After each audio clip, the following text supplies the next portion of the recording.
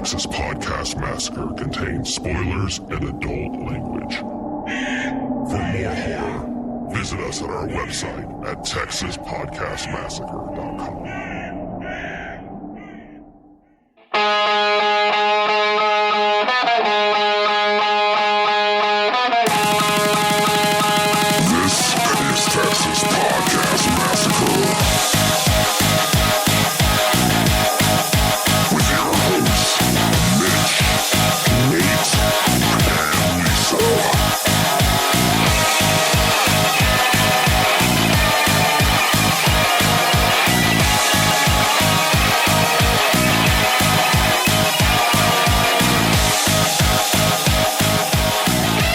Welcome to another episode of Texas Podcast Massacre, coming to you from Houston, Texas.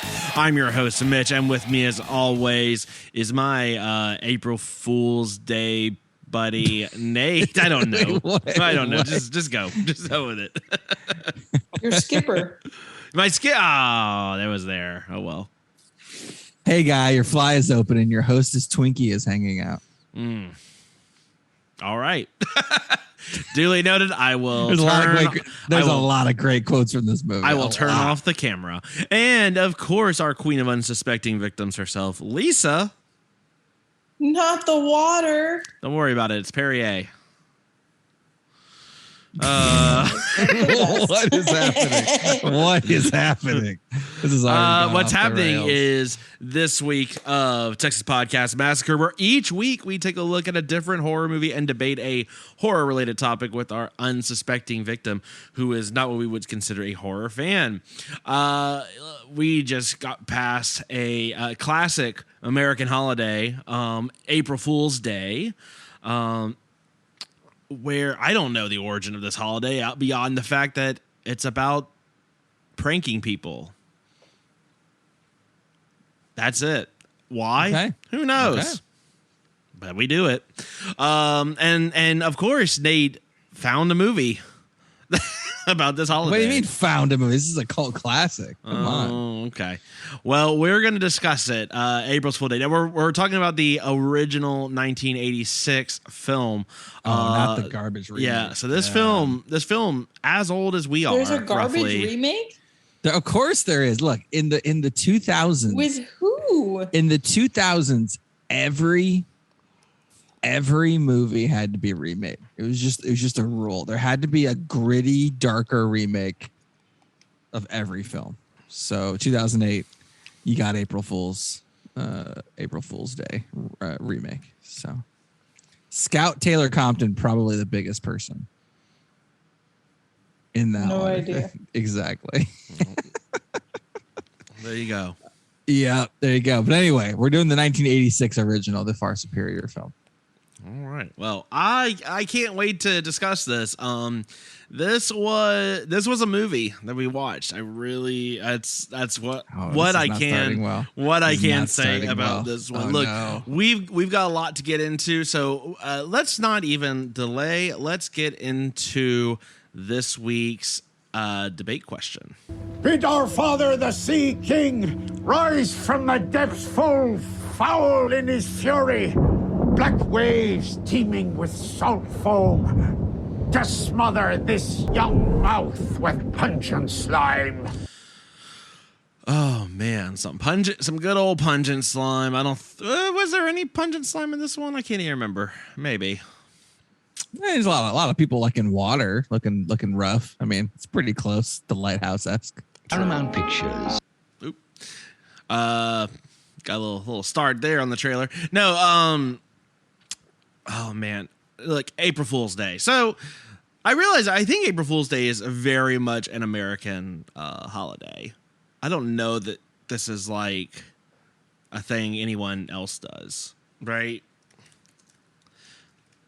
And so I wonder. I think so. I think it's just us. And I think about all the holidays that that exist in other countries that we in America don't really care, do anything with, right? And so I'm curious. There's got to be some overlooked holiday that has not had the horror movie treatment.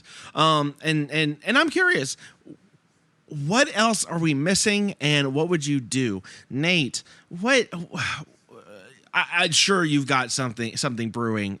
You've got something ready and you're rattling in the old noodle there. What you my knowledge of obscure and holidays in general like tripled this week, so I'm very excited to talk about this. But April Fool's Day is celebrated in some areas. In Scotland, it's 2 days, where the second day is a lot of pranks with your butt. What? It's the whoopee cushion day. Yeah, it's anything but related. So, and apparently, that's where the "kick me" sign originated. It was from Scotland during that time period. So there you go. And apparently, Mexico has it on December 28th, the equivalent. So there's that. Originally, in remembrance of the slaughter of innocent children by King Herod in what is now Israel. It evolved from that into pranks and tricks. So there you go. Turn that frown upside down, Mexico. And then in France, it's called April Fool's Day is called April Fish. No one knows what the fish means. But where did you say that was? In France. Okay, interesting. Part of the tradition is putting dead fish on people. So this is real great. Yeah. And then also the Dutch have it, and it also shares a date, April 1st, when they rebelled against the Spanish who had occupied them.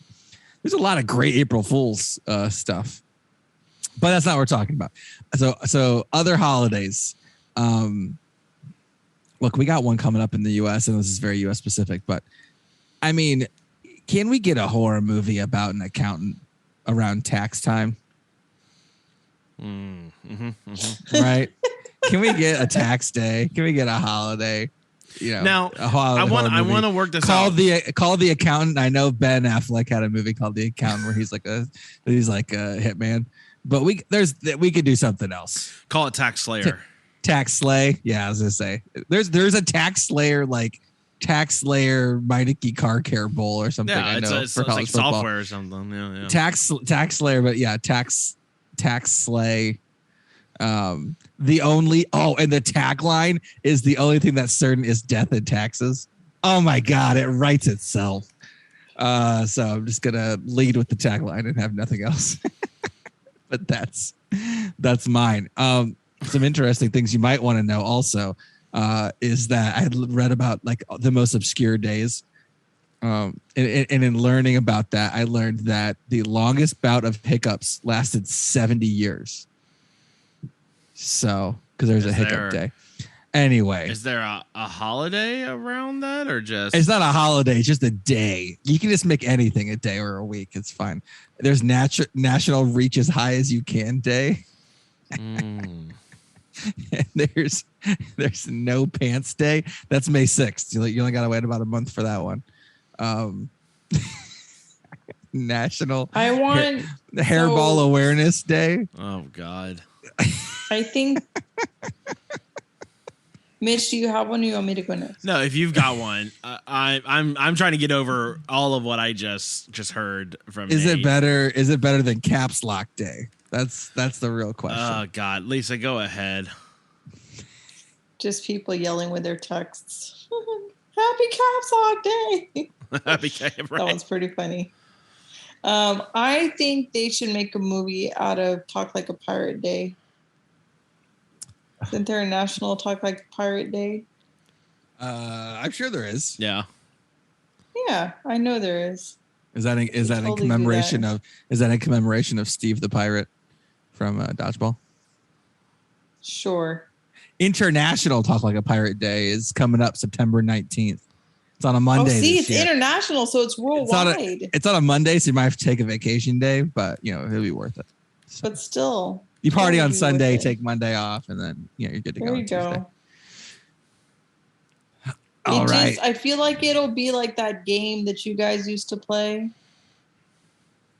What was that game? The video game? Oh, Sea of Thieves? Yeah.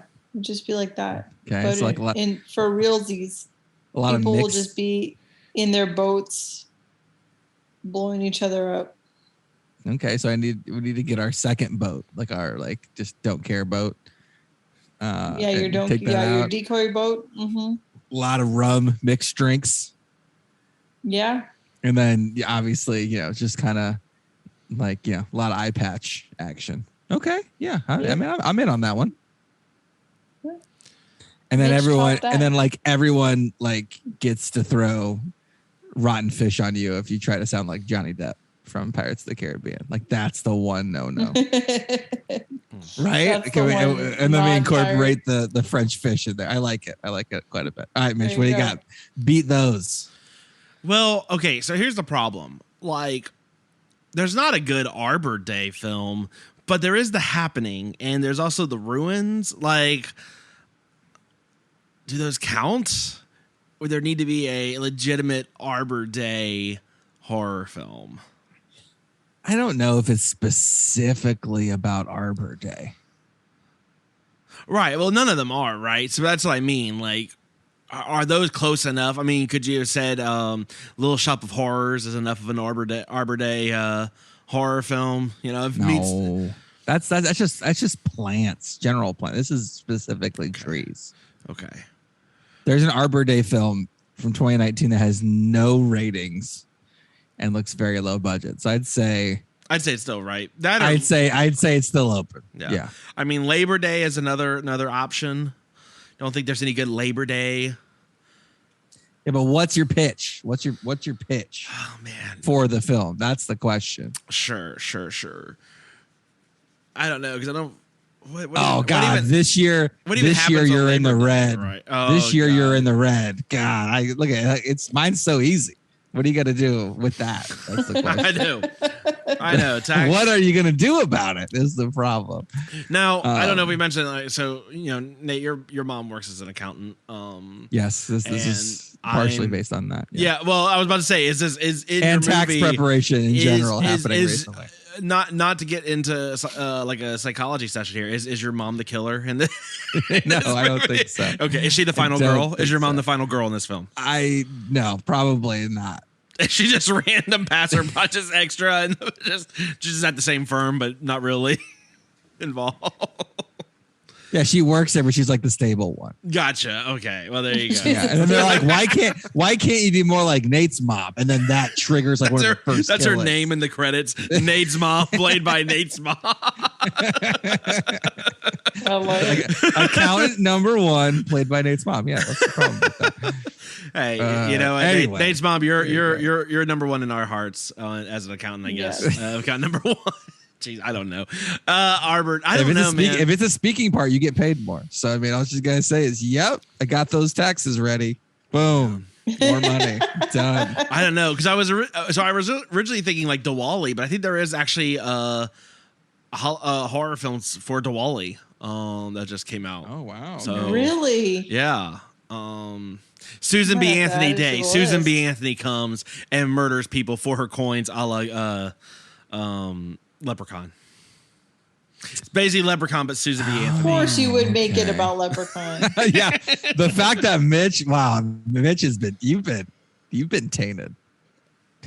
you've been tainted. Yeah, Kriya is the Diwali horror film on Shudder. Yeah, so you're right. I mean, there's All Souls Day. That's got to be. I mean, that's come on. Yeah, you're already. What are you making? Coco 2? Come on, what are we talking about here? Well, you have All Saints, then All Souls. I mean, you could have like the whole 48-hour period, right? Could be interesting. Bosses Day, which isn't an actual holiday, but quote unquote an observance. What does that mean? Yeah, they did that Bad Bosses movie though, didn't they? Yeah, that was horrible bosses. Yeah. Oh, yeah. What about Leif Erikson Day? No. Now you're talking. And it's just it's a Viking themed horror film. Now you're talking. It would have to be what's his name? Skarsgård. Ooh, our last one, Feast of Saint Francis of Assisi, but it's with cannibalism. All the animals just devour. Yeah. It's like I think the last image of the movie is the final supper, but it's all animals around a table with human people as the meal. Okay, the animals fight back for once. Yeah, I like it. yeah. Because I think that was the one where the priest would come and like bless your dog or something when I was like school. I don't know what's happening. You'd bring your pet to school and they'd come and bless it or whatever. I don't know. But it's a feast. But it's a feast day, and so you really lean into the feast part of it. But look, it could be a whole thing about like, carnivores versus vegetarians. And then the tagline for your movie is "Man's Best Chef." It's okay. You had some great ones. It's okay to have an okay one. So we'll let that one. Slide. Look, there's ours. What ridiculous other there's a mini. I'm sorry. I got distracted by Idaho Human Rights Day, Nate. That's one right for Nate. It's an oxymoron. Why does Idaho need to have their own Human Rights Day? Like, there's a specific one for Idaho. I guess they need it. Well, let us know if that's going to be your horror movie. What about Man's Best Blend? What? Does that get worse? I'm trying to move us away from this. You let us know at TexasPodcastMassacre@gmail.com, TXPodMassacre on Twitter, Texas Podcast Massacre everywhere else. As always, you can give us a call at 346-246-3143. In fact, we have a voicemail waiting for us. So without further ado, let's check in. Hey, Texas Podcast Massacre crew, it's Victor. How are you all doing? Hope you're doing well. So I just had a quick question, and I'm just wondering what your opinion is on this. Let's say you were going to take a song and put it over the Halloween Kills, like when Michael just starts going ham on everybody in that circle, like kind of like a Kingsman-esque fight. What would you pick? I'm thinking the Cliffs of Dover for like a big horror scene, like a big horror fight killing thing. Anyway, let me know. Hope you guys are all well. All right, bye. Victor, great to hear from you. We're all doing well. Great question. And great question. I have a first answer. Either, and they're kind of practically the same song, either the Eurythmics Sweet Dreams or that I Wear My Sunglasses at Night song. While he's like just straight murdering people, just some that get that 80s synth. That's 80s, like that 80s synth wave type sound fits in with the original Halloween theme from Carpenter, right? Because it's very synth heavy, right? But yeah, I want something a little more like dun dun dun dun dun dun dun dun dun dun dun. Oh, that'd be great. I'm gonna cut that myself. I will put some. I'm gonna make that on our YouTube channel. I'm gonna cut that real quick. Oh, yep. Nate, just like Michael Myers would say. Nate or Lisa, whoever wants to jump in. I mean, look, this is something that I've been listening to with my son, but I feel like if at the end of like Halloween Ends, like they don't like finish the trilogy. Mm-hmm. Just like Addams Family, he should be playing Too Legit to Quit. Oh, yeah. Wouldn't that be incredible? Hey. Oh, yeah. That would be... Like, it's just starting to, like, pan up, and you just see, like, all the cars starting to drive away. But don't worry. But what is Michael Myers killing everyone with? I don't know. Maybe a hammer? Come on. Oh. Here we go. Here we go. Stop. Everything stops. And then you just see a hammer out of the mist. Hammer time. And then you just go. Oh, my God. Well, that's... I don't even know if I can follow that. I got one, but I don't even know. Well, let's hear it. Let's go. I feel like it's a cliche, but I feel like I'd have to play Eye of the Tiger. Like he's like laying down and he's slowly just getting up. Oh, it'd be great. No, I'm saying after he gets up. Yes, you're right, Mitch. That's the right time. When he gets up and starts fighting back, that's when I would start it. Yeah. I would mix it that and You're the Best Around. As he's just like slicing people. Keep you down. Yeah. Oh, that's so great. Yeah, that's a solid one. Well, and you can see like he's like laying on the ground, and it's just like he's like having like what is it? Images of like Mick going like, get up, Michael, get up, Mike. Oh my gosh. Stands up. I didn't hear. If he talked, he doesn't though. I didn't hear no bell, and then he just starts like slashing people. There you go. What is wrong with us, Victor? I hope you enjoyed your answers. Thanks for the voicemail. I love voicemails. Yeah. They're so fun. Yes. Thanks, Victor. Awesome. Hope you're doing well as well. Give us a call, 346-246-3143. With that, let's get into this week's movie of the week, April Fool's Day. Paramount Pictures cordially invites you for a weekend getaway at the party to end all parties. This is the craziest party that could ever be. Don't turn on the lights, because I don't want to see. April Fool. Welcome to my home and lifestyles of the rich and undeserving. Roland. Cheers. Join 8 privileged guests who are just dying to have fun. Wow, what is this? The bridal suite? You like it? The ladies. I find a use for it. The gentlemen. We did on the first date. The young. Well, basically, I possess an essential lack of seriousness.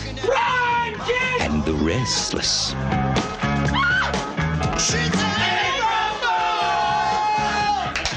You are such a jerk. Everyone is having such a good time. It's scary. Something wrong? You're dead. Radio is blasting. Someone's knocking at the door. I'm looking at my girl. She passed out the floor. Nikki! I see someone in the hall I've never seen before. Don't know what it is. I don't want to see it. April Fool's Day. Get ready to party till you drop.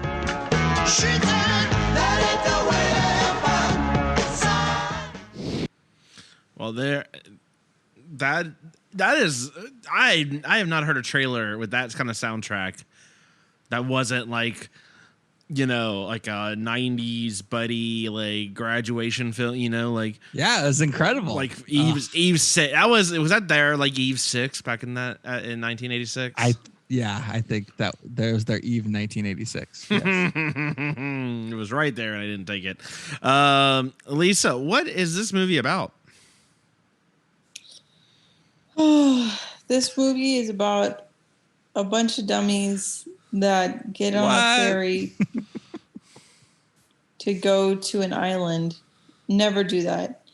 To go see some friend for the weekend. Never go to a place where you can't, where they're like, oh, you can't get back for 2 or 3 days. That's just not, don't do it. My favorite thing about asking Lisa these movies is the like that sigh. We need to start clocking it. That sigh at the beginning gets longer every week.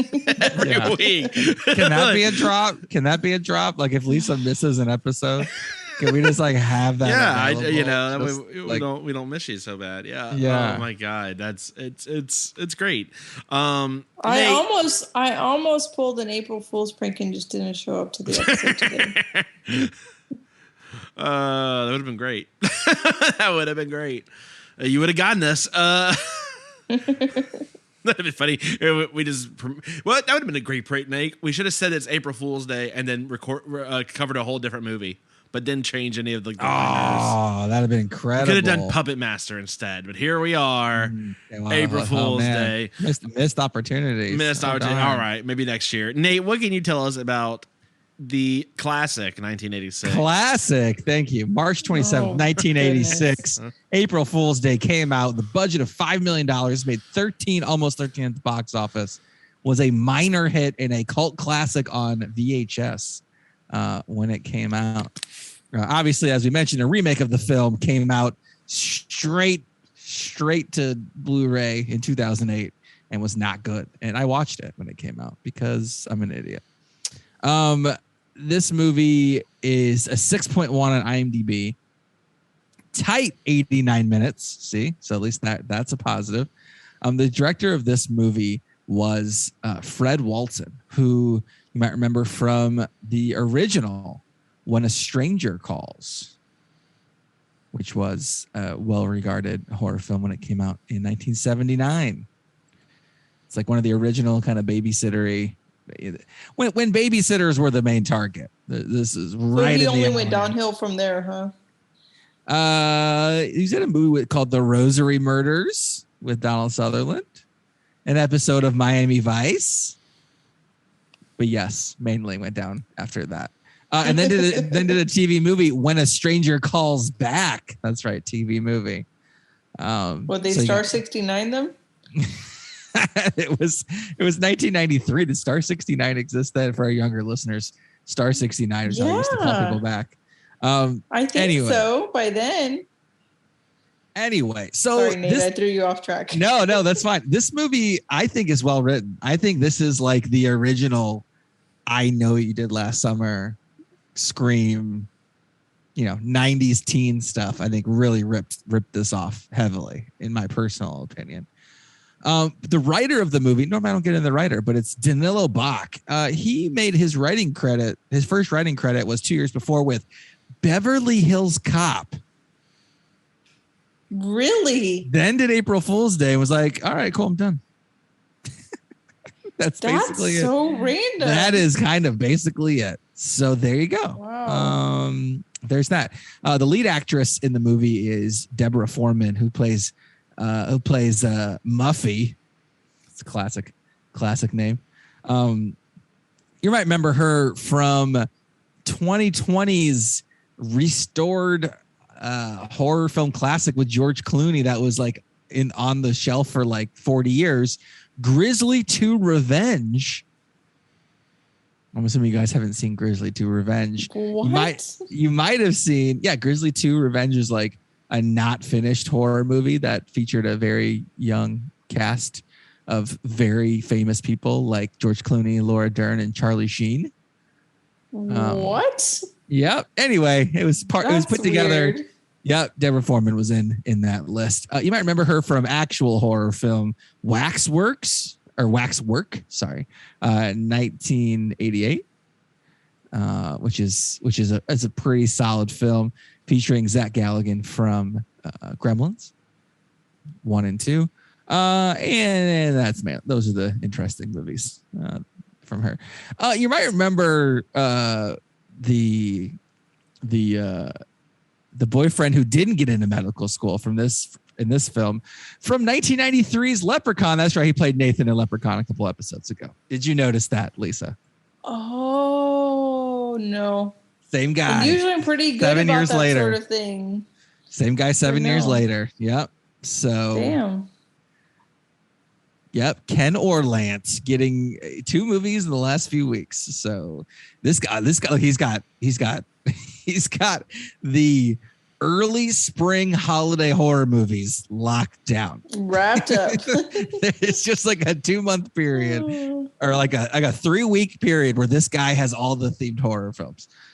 So he's got that going for him, and his girlfriend in the movie, played by Amy Steele, who you might remember as the lead from Friday the 13th Part 2, in which she is the main character / final girl. So there you go. Thoughts. So general thoughts on the movie. Oh, and then I guess, taglines. Don't let the joke be on you. Good friends with some time to kill. That's pretty good. Guess who's going to be the life of the party? These are great taglines. No? Join 8 guests who are dying to have fun. Yeah, pretty good. Not too bad. Get ready to party till you drop. These are fantastic. Just like the writing in the movie. Okay, thoughts about the film. Lisa seems to love it already. Think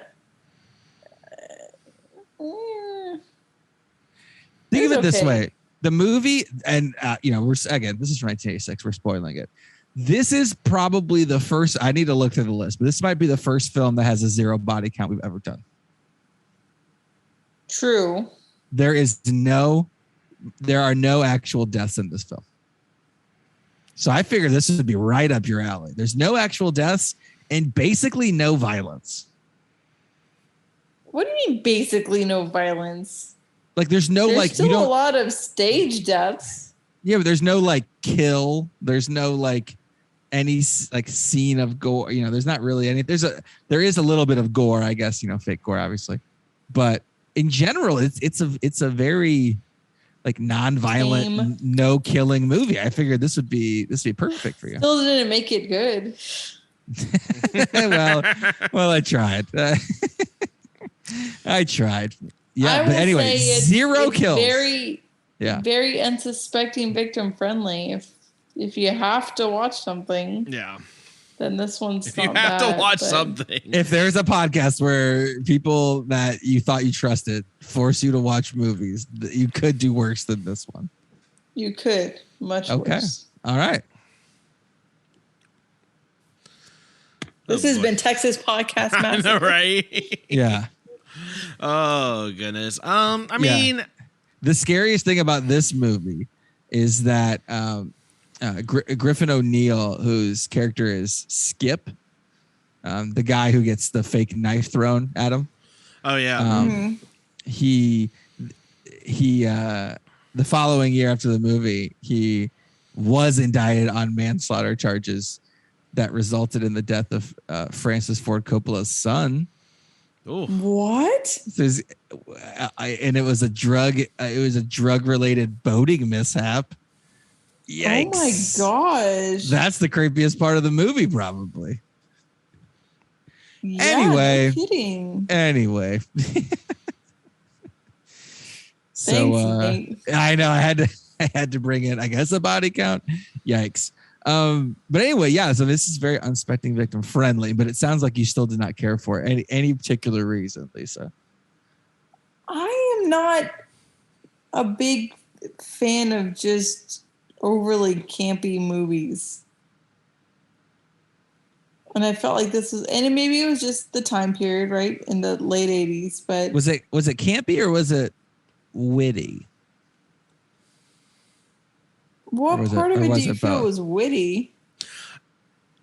There's a lot of commentary happening, especially about like affluence and things like that. Yeah, I don't know that I would attribute any deeper philosophical discussion in this. No, not necessarily deep, but more like more self-referential than deep. Maybe is how I would describe it.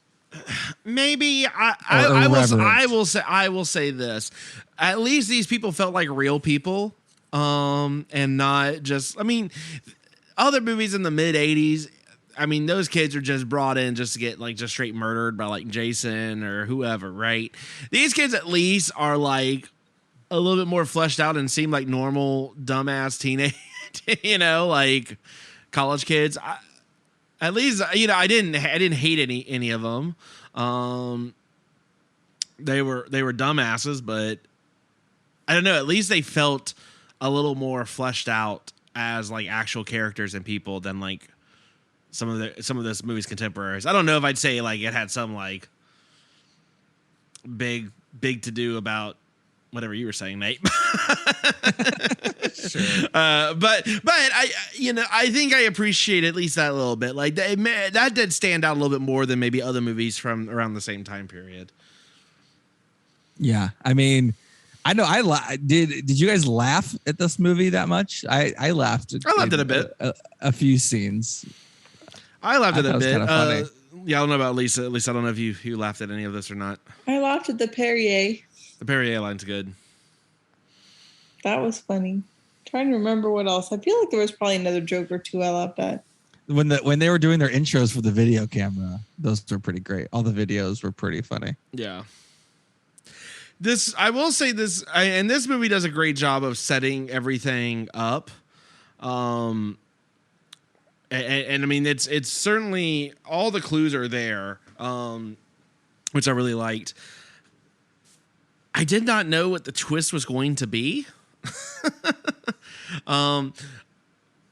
I think you suspect who the killer is early on.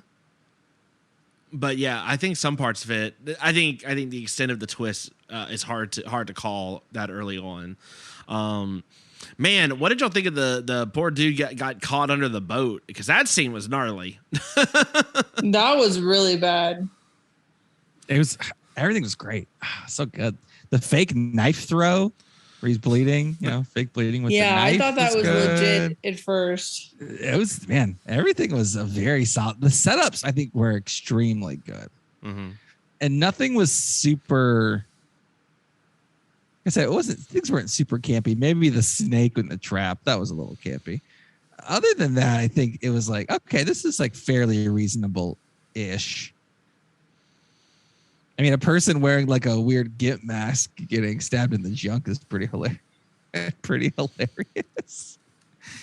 I don't know. I don't know. The more I'm talking about it, the more I think I liked it. But doesn't this seem though like it was about 10 years early? Like if this came out in '96, I feel like it would have. Yeah. A little bit more. Because that was like the teen. Yeah. That this type of movie, I think, was a little early. I think it would have fit better in the 90s, and that's kind of my point. I feel like if it had come out around then, it would have been like lost in the shuffle. Or I don't know. I mean, lost in the shuffle. I mean, like movies like The Faculty and like Disturbing Behavior did pretty well. So I don't know about that. Yeah. Well, because those were bad. Yeah, but those also didn't have a twist where everyone was fine. Right. I know, but I think that would have worked better. I think in the 80s, I think a lot of people go in this movie going like, okay, like it's like what you described, like how many people, like how many of these terrible teens are going to get murdered? You know what I mean? I feel like that maybe was the expectation. Wherein a little bit later, I think after, with like a Scream and things like that, it wasn't just about like the kill count. It was about like the suspense leading up to it more and the characters being a little more fleshed out. Not a lot of fleshing out of characters other than like Crispin Glover hilariously dancing bad, and like in the third or fourth Friday the 13th movie. You know what I mean? Yeah. I don't know. Or yeah, I think I don't know. Yeah, I don't know. I guess I just think it was pretty well written. That's just me though. I mean, the characters. What do you think about the characters, Lisa? There's a whole range. Any of them? There's a lot of random characters. I was telling Mitch, I was like, why is this girl who brings like her whole classroom with her? It's like, I got a lot of work to do, guys. I'm like, why did you go then? Why you're so stressed out about finals or whatever the hell? Why did you go?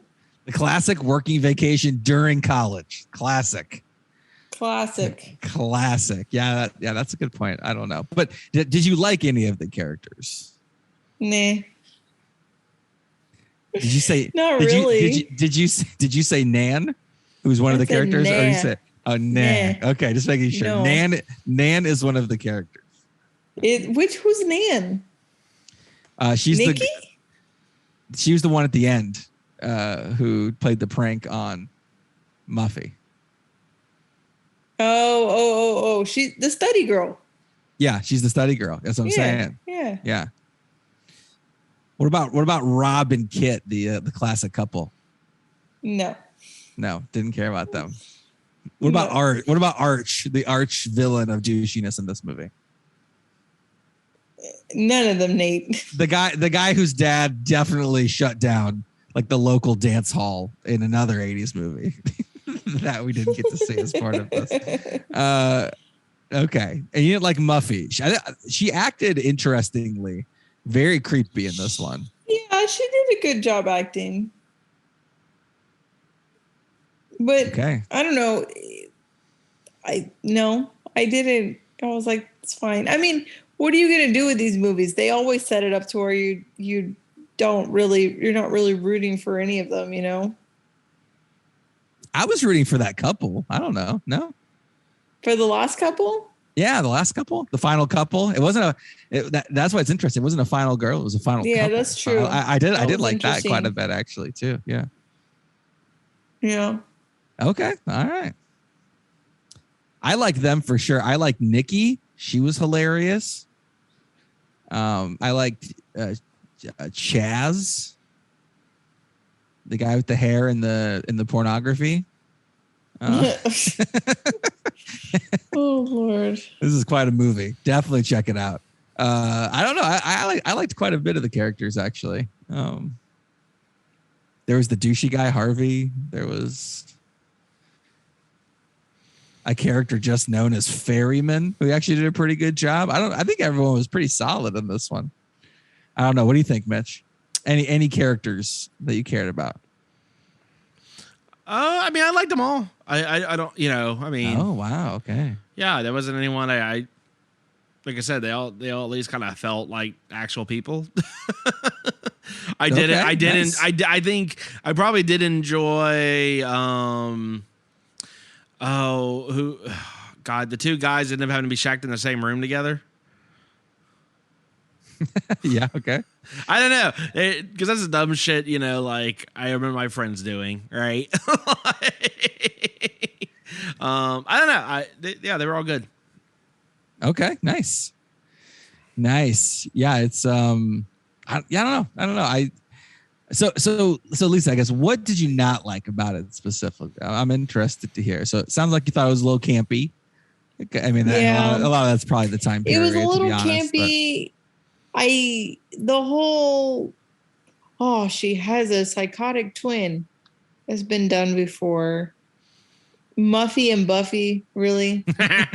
Those are her twin names. I laughed pretty hard.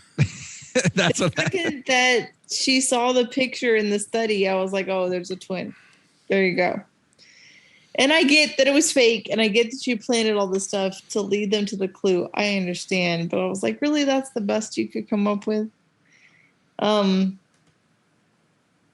I don't know. It was also late, and I was tired when we were watching it, so that probably didn't help.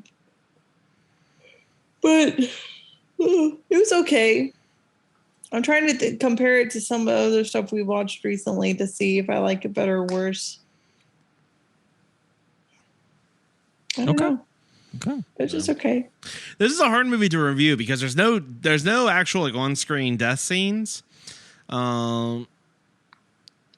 I don't know. This movie never really gets scary by any stretch. Like there's some weird shit. Like the pranks are interesting, right? Because they range from like really benign, kind of typical like whoopee cushion level pranks to like here's some like crack needles.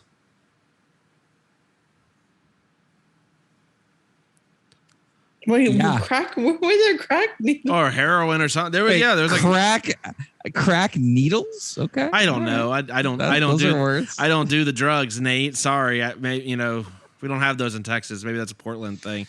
No, but no.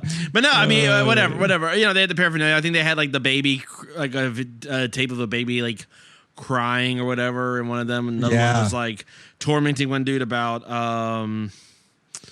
I guess he was in a car accident that I guess probably killed people, which seems like we all just kind of like okay about. Yeah, we kind of just glossed over that. Yeah, a couple of things in there that were just thrown in as like pranks that were like, we're just gonna not really talk about these, huh? Yeah, it's like fucking Bruno, man. We don't want to talk about it. I don't know.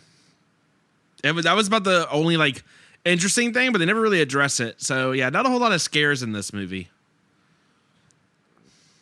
Like Lisa, was there any part of it that you were kind of? No, there's nothing really scary. I mean, there's some creepy imagery, like the guy that went under the boat, and then there's all the floating heads in the well. And so, I mean, their special effects crew did a good job. Oh, I tell you one thing that was really creepy was when she pulls the painting down in the basement. Yes, Nate, the basement. Mm-hmm.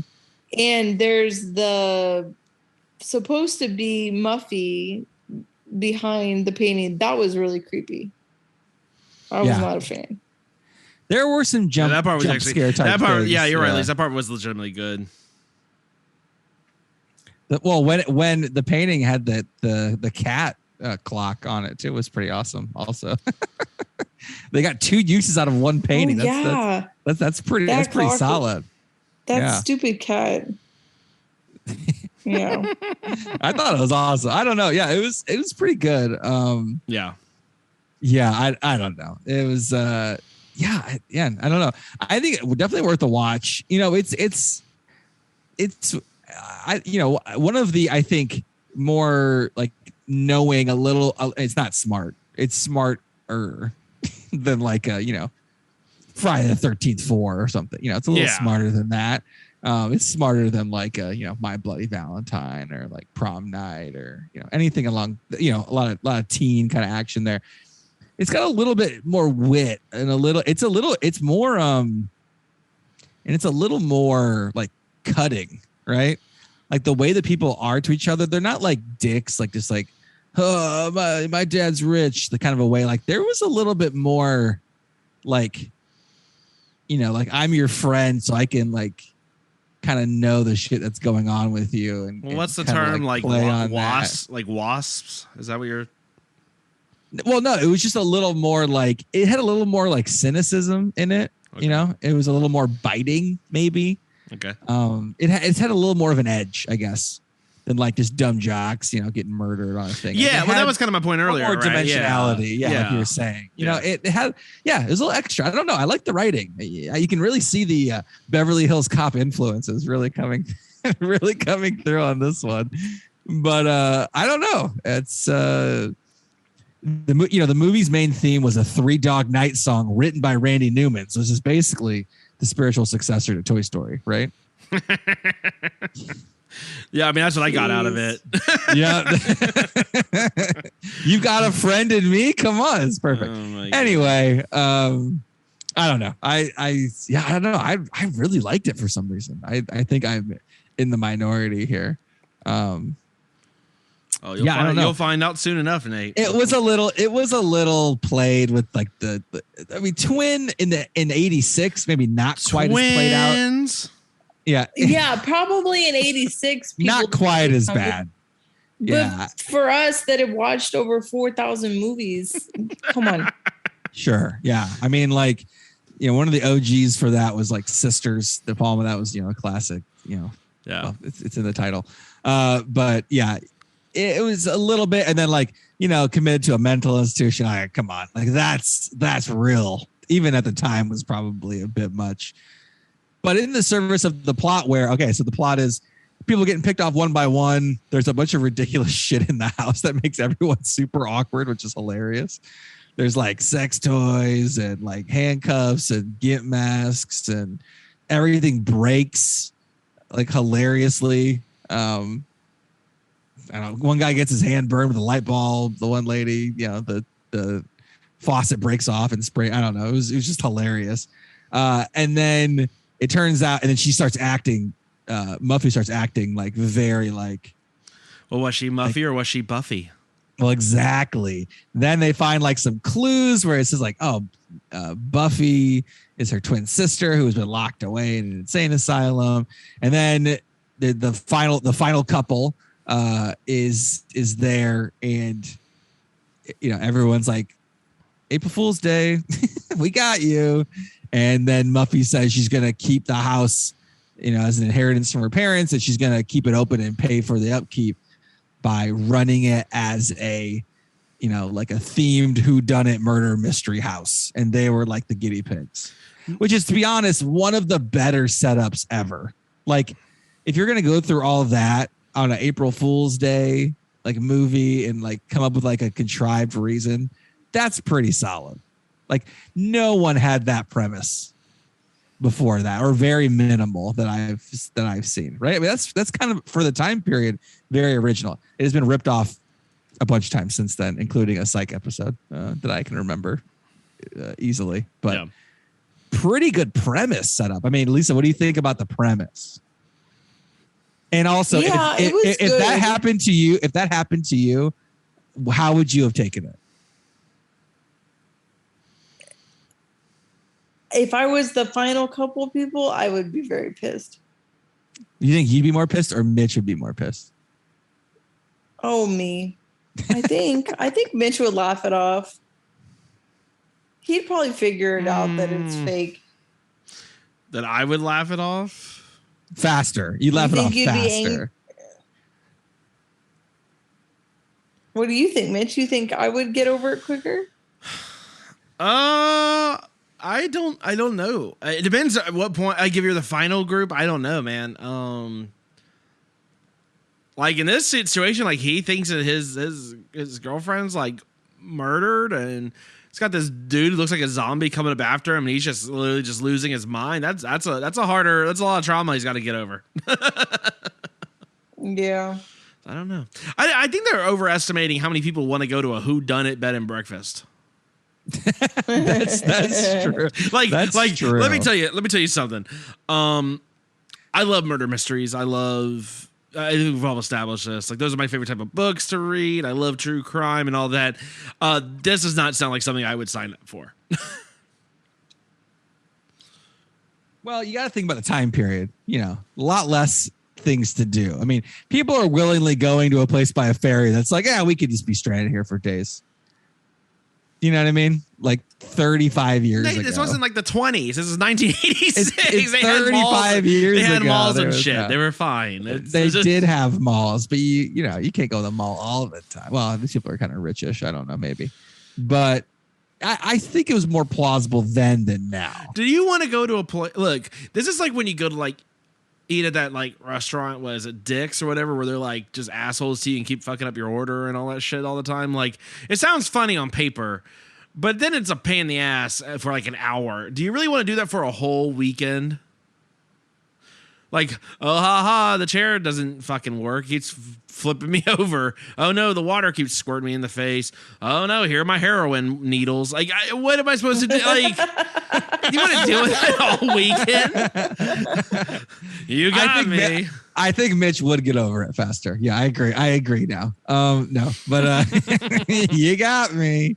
No, it was, I don't know. I think it made more sense then when, because now you can just like look up where you're going and like so it would be tagged in something and it would like ruin the surprise. Whereas like, but at that time period, you could easily kind of keep it a secret for a while and use that to surprise people going there. You know what I mean? So I think it makes more sense. It's so hard because like, what was that like just born almost or something? So yeah, it's tough to interpret that, but.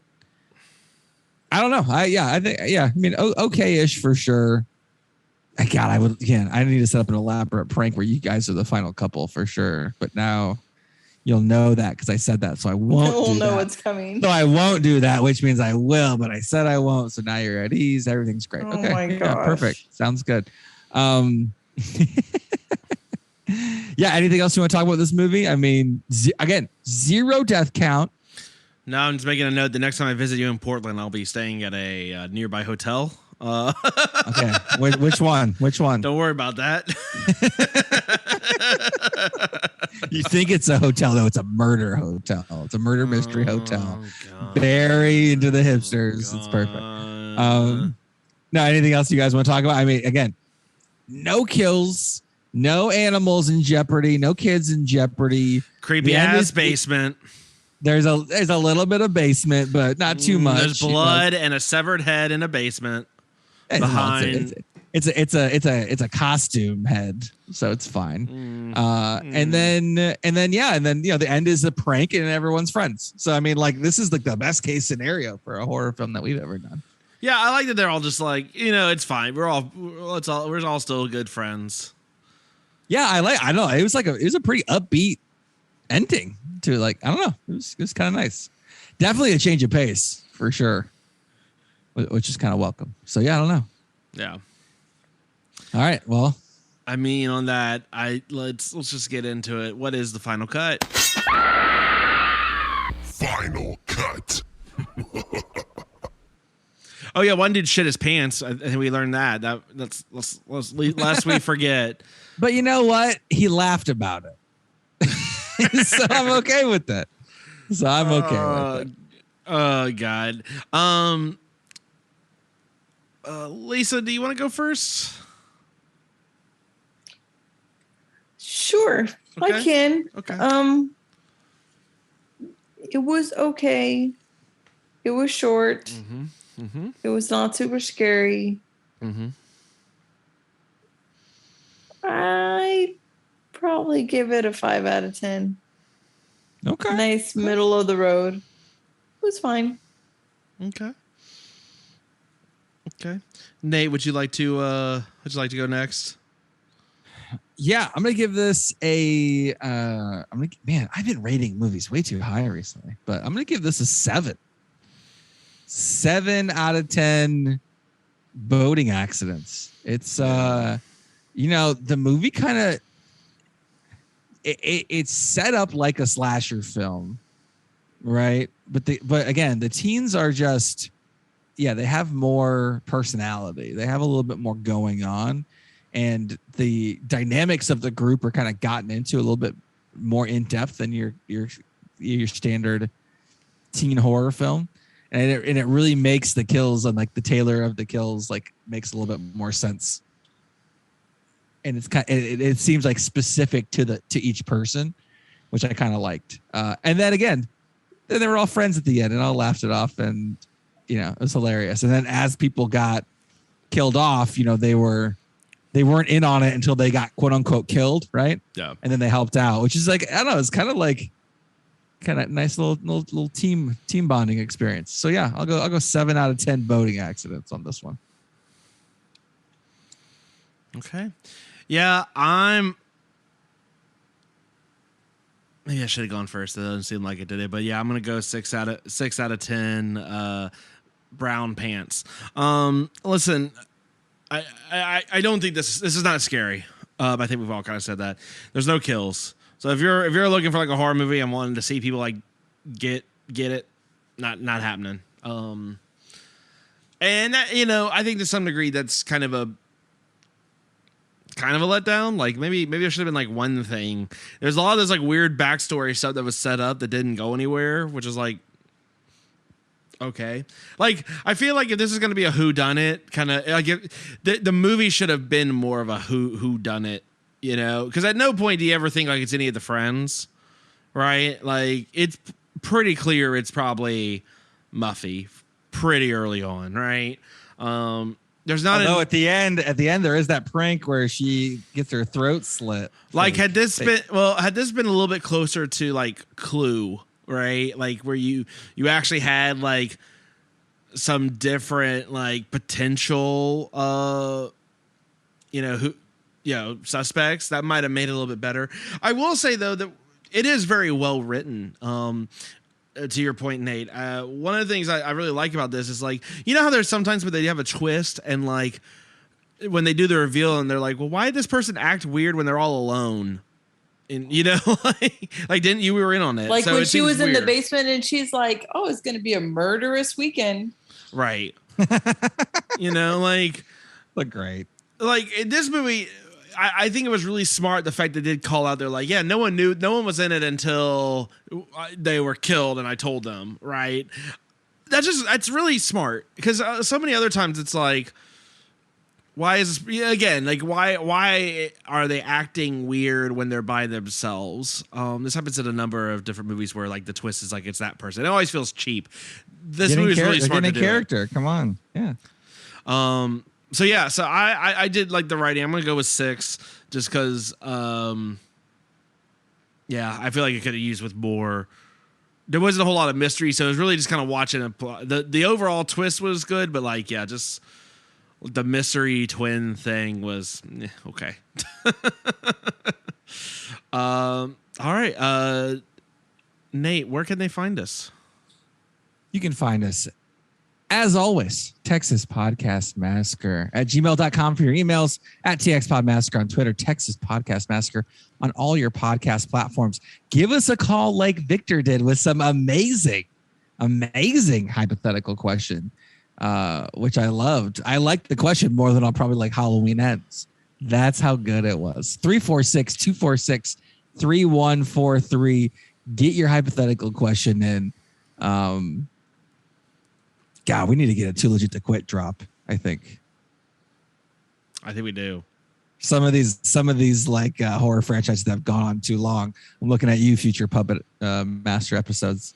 Actually, they're not too legit to quit. They should quit. Dang oh my it. God. I walked into that. And send